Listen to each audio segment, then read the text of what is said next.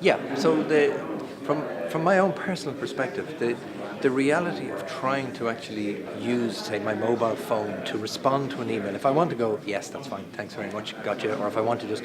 forward to somebody, that's fine. But oftentimes, what I would actually like to do is what I do on my laptop, which would be to say, right, I'll take in a piece from that email and I'll cut something in, and I've kind of become adept at doing it, but it's incredibly difficult, and you feel like you've got this tiny little window in this letterbox you're looking through, trying to deliver the work. And I think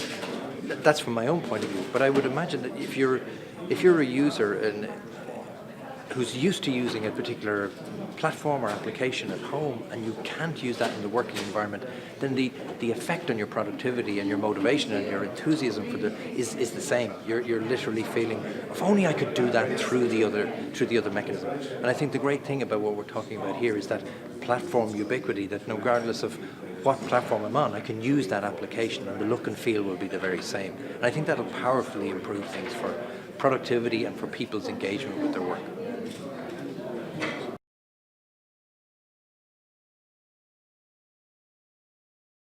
Yeah, it is a question that's come up, and it's kind of it's a question that comes up in the context of BYOD, in the sense that people believe, well, if the user owns the device,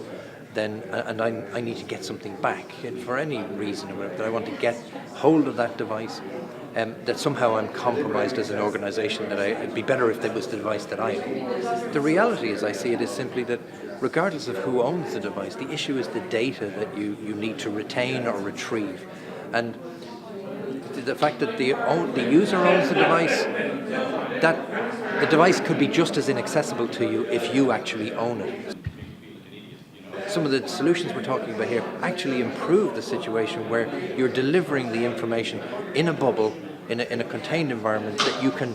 wipe remotely, you can pull it back, and I would actually argue that some of these solutions, these automatic upgrades that are coming through, and that's one, so that you have that same security, because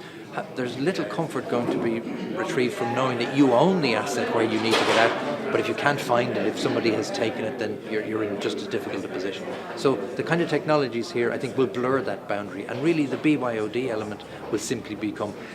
more of a who owned it, how it got provided, and so on.